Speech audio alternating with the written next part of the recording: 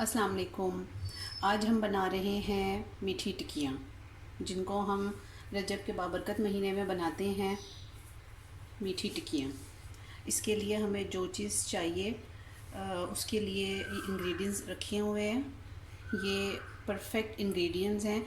ये इस तरह से हैं कि ये हमारे पास ऑल पर्पस फ्लोर यानी कि मैदा, ये हमारे पास 1.25 पाव मैदा है। अच्छा, और ये हमारे पास पिसी हुई चीनी यानी कि आइसिंग शुगर है। अब जितना हमारे पास मैदा है उसकी हाफ़ चीनी है। इसके अलावा ये बारीक सूजी रखी है, एक मोटी होती है एक बारीक। ये बारीक वाली सूजी है।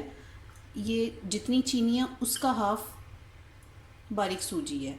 यानी इन तीनों की मेजरमेंट जो कि बेसिक रेसिपी की बेसिक्स हैं, उसमें मैदे का हाफ़ आइसिंग शुगर यानी कि पिसी हुई चीनी। आप आम शुगर को भी पीस सकते हैं या बारीक चीनी ले सकते हैं।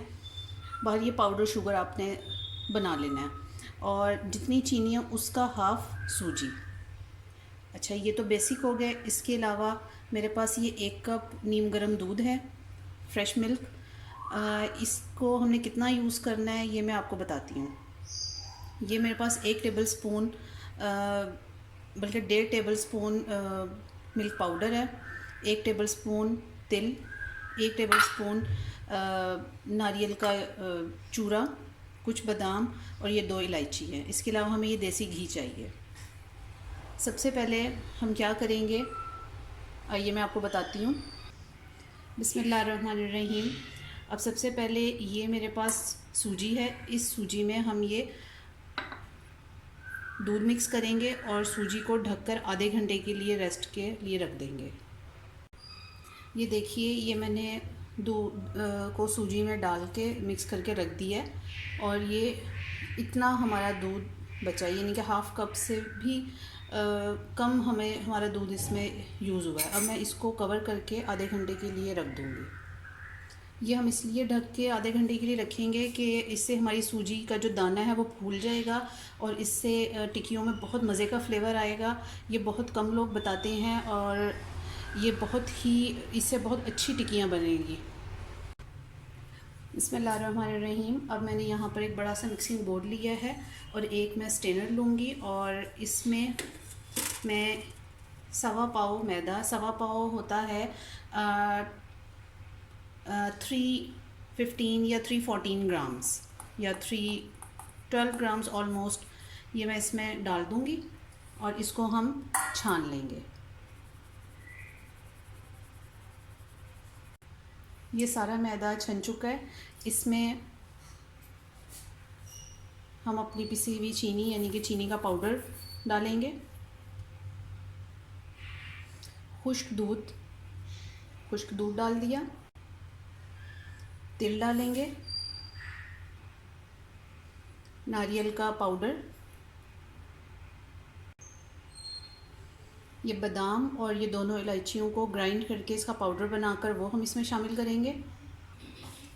अब हम ग्राइंडर का ये ले लेंगे मसाला पीसने वाला, इसमें बादाम और इलायचियाँ डालेंगे और इसका हम पाउडर बना लेंगे। बादाम और इलायची का पाउडर ये भी हमने पीस लिया है, ये भी हम इसमें शामिल करेंगे।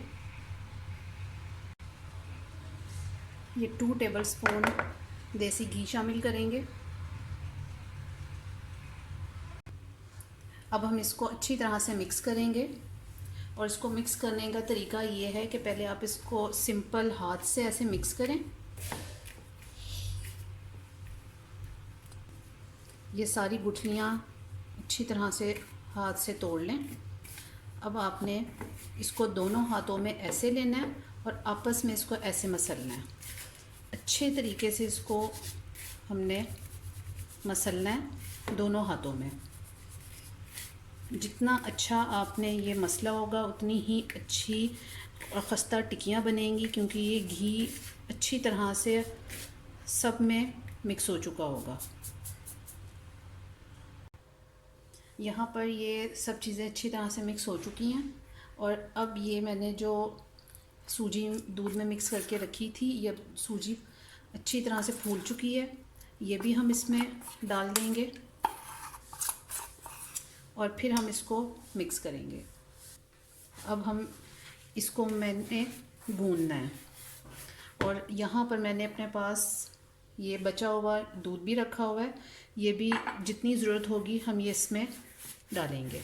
अभी हम इसको अच्छी तरह से मैं इसको मिक्स करती हूँ और फिर मैं आपको दिखाती हूँ।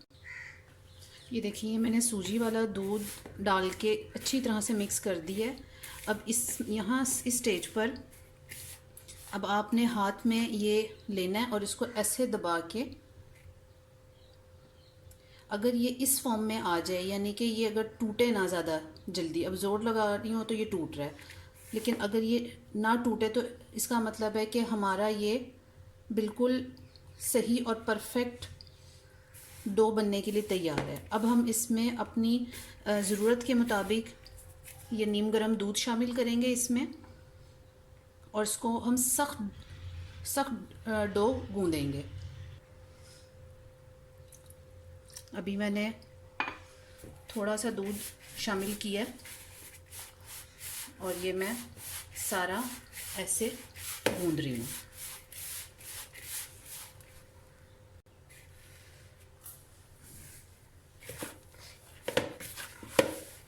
ये देखें, ये मैंने सिर्फ वही दूध शामिल किया है, मैंने और दूध नहीं शामिल किया। ये हमारा टोटल हाफ़ कप से थोड़ा सा ज़्यादा दूध इस्तेमाल हुआ है सूजी में और इस वक्त इसको गूँधने में।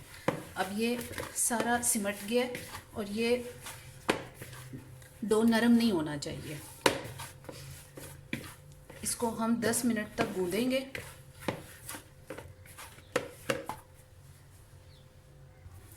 ये आप देख सकते हैं ये हमारा डो गूँध चुका है। अब इसका मैं आपको दिखा देती हूँ ये कितना सख्त होना चाहिए। ये देखिए मैं इसको दबा रही हूँ तो ज़रा थोड़ा सा ज़ोर लगा के दबा रही हूँ, ये इतना सख्त होना चाहिए। ये देखिए अब मैं इसको 1 घंटे का रेस्ट दूँगी। इसको किसी मोटे कपड़े से या ढक्कन से कवर कर देंगे। ये मैंने काउंटर टॉप को साफ़ करके इस पर मैंने थोड़ा सा ऑयल डाला है, इसको मैं ग्रीस कर लूँगी। ये मैंने रोलिंग पिन को भी अच्छी तरह से ग्रीस कर ली है। अब हम इस डो को बेलेंगे। ये हमने ना बहुत मोटा बेलना है और ना ही बहुत पतला बेलना है।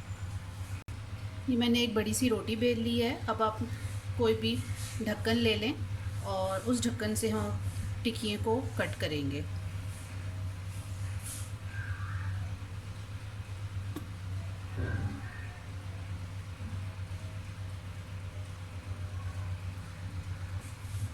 ये मैंने सारी टिक्कियाँ कट कर ली हैं।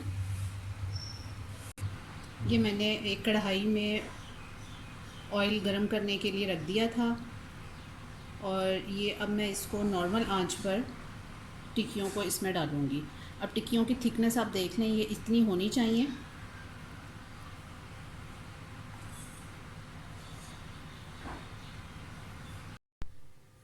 हाँ जी, ये देखें ये हमारी मीठी टिक्कियाँ बनकर तैयार हो गई हैं और ये कितनी अच्छे से फ्राई हुई हैं, लाइट गोल्डन, और खाने में भी बहुत मज़ेदार हैं। आप ज़रूर ट्राई कीजिएगा। अगर आपको मेरी ये रेसिपी पसंद आई है तो अपने फ्रेंड्स फैमिली मेम्बर्स के साथ शेयर कीजिएगा और मुझे कमेंट में बताइएगा कि आपको ये कैसी लगी।